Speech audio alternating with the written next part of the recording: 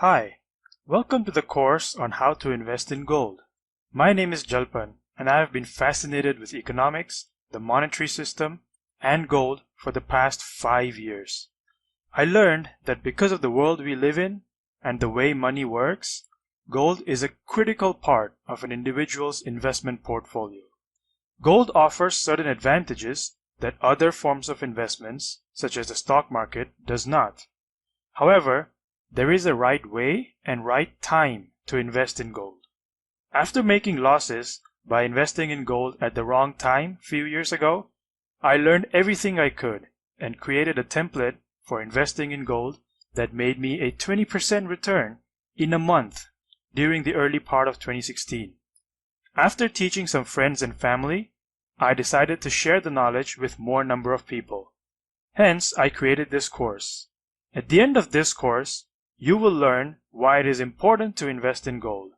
For example, we will learn how in the beginning of the year 2016, investing in gold would have given an investor the opportunity to continue to make returns even when the stock market was falling.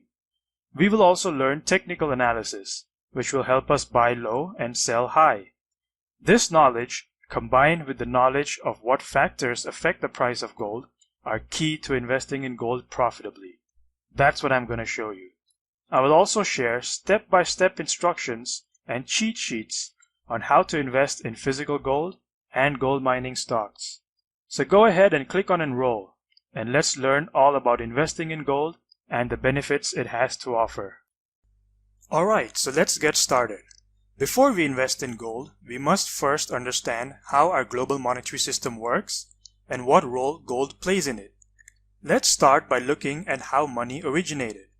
In the old days, mankind resorted to barter to get something one didn't have. For example, a baker who wanted a pair of shoes had to find someone with the pair of shoes he or she wanted and was willing to part with them in exchange for bread. The problem with that is that you couldn't always find someone who not only had what you wanted, but was willing to exchange it in return for what you had to offer.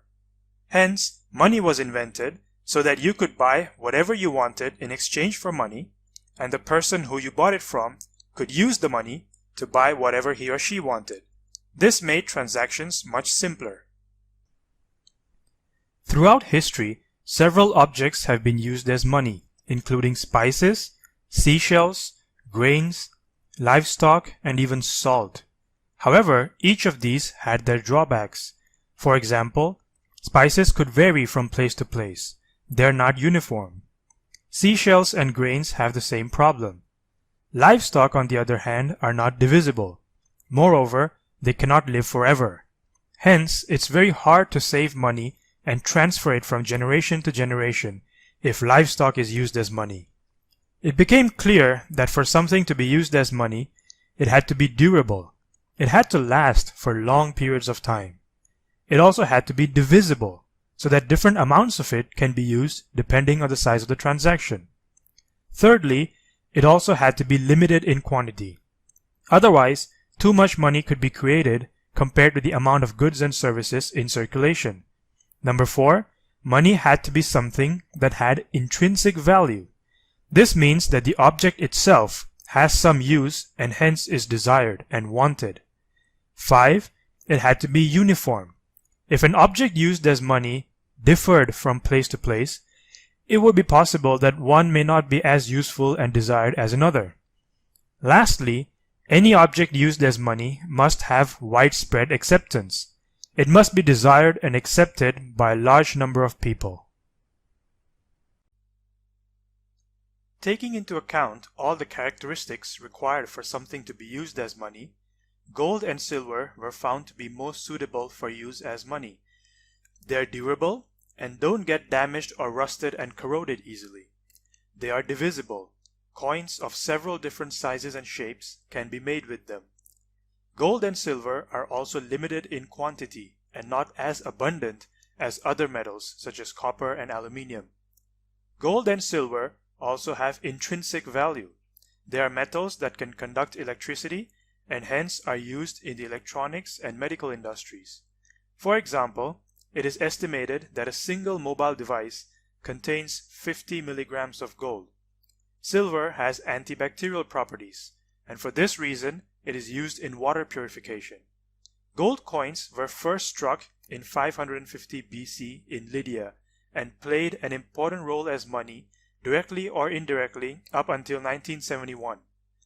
Evidence of the stellar track record gold and silver have had as money can be found in the United States Constitution, Article 1, Section 10, which states, "No state shall make anything but gold and silver coin, a tender in payment of debts."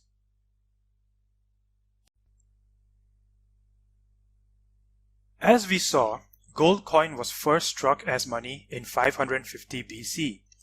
However, as the economy grew and more goods and services became available for purchase, people realized that carrying around large quantities of gold and silver was rather inconvenient, and it would instead be better to carry paper that could be redeemed for the gold and silver when desired. Hence, paper money was invented, and the paper could be redeemed for gold and silver. Although some of the old notes are not in circulation today, you can go to Google and type gold certificate, and what it will do is it will bring up some of the photographs of the old paper notes that we had. If you enlarge them, as we can see here, it would say, "This certifies that there have been deposited in the Treasury of the United States $20 in gold coin payable to the bearer on demand." Likewise, if you search for a silver dollar note on Google, you will find photographs of a silver dollar, one of the old silver dollars, and it too will say, "This certifies that there has been deposited in the Treasury of the United States of America $1 silver payable to the bearer on demand." In 1971, President Nixon suspended the convertibility of US dollars into gold or silver. Economists and historians argue that this was done because more paper dollars that were redeemable with gold and silver were suspected to have been created than the amount of gold and silver held in the vaults of the Treasury. The motivation behind this is considered to be to pay for the Vietnam War. This fear led people and foreign countries to redeem their paper dollars in return for gold and silver. Fearing that the gold and silver would run out, President Nixon ended the convertibility of US dollar notes into gold and silver. Since other currencies of the world were tied to the dollar, and the dollar was redeemable in gold or silver, the fact that the US dollar became fiat meant that all currencies of the world became fiat. Hence, money was now essentially a piece of paper. Such a currency that has no intrinsic value and is not redeemable by a commodity such as gold or silver, is referred to as fiat money. Unlike gold and silver, which have medical and industrial applications, paper money has no use by and of itself.